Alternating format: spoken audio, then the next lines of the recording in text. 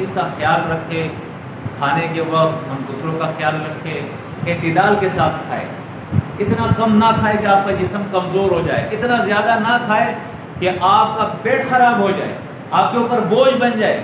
یہ نہ سوچے کہ بس یہ تو فری کا کھانا ہے، بس شروع ہو جاؤ اور ہوا والا حصہ بھی کر دو اور پانی والا حصہ بھی کر دو۔ نہیں بھائی، اللہ کے نبی نے فرمایا اس کے 3 حصے کرو، ایک ہوا کے لیے رکھو، ایک پانی کے لیے رکھو، ایک کھانے کے لیے رکھو۔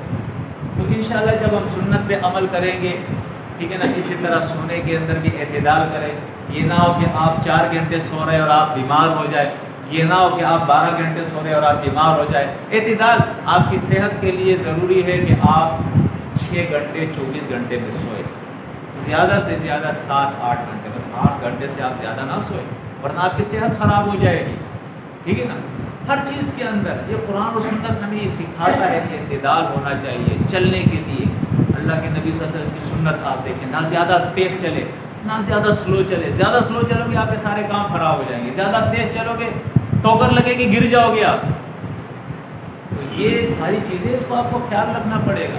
نبی کریم صلی اللہ علیہ وسلم کی سنت کیا ہے؟ کھانے میں، بولنے میں، سونے میں، کام کرنے میں، تبلیغ میں، عبادات میں، ہر چیز کے اندر اللہ کے نبی صلی اللہ علیہ وسلم نے، جیسے صحابہ کرام میں سے 3 صحابی آئے، ایک نے کہا پوری رات میں جاگتا رہوں گا، اللہ کے نبی نے فرمایا یہ میری سنت نہیں۔ بظاہر تو کام اچھا ہے، پوری رات وہ جاگ رہا ہے، عبادت کر رہا ہے، اللہ کے نبی نے منع کیا یہ میری سنت نہیں ہے، میں سوتا بھی ہوں، میں عبادت بھی کرتا ہوں۔ ایک نے کہا میں پوری زندگی روزے رکھوں گا، اللہ کے نبی نے فرمایا یہ میری سنت نہیں ہے، میں روزہ بھی رکھتا ہوں، افطار بھی کرتا ہوں۔ کبھی روزہ رکھے، سنت دیکھے اللہ کے نبی نے کس کس دن روزہ رکھا ہے، ٹھیک ہے نا۔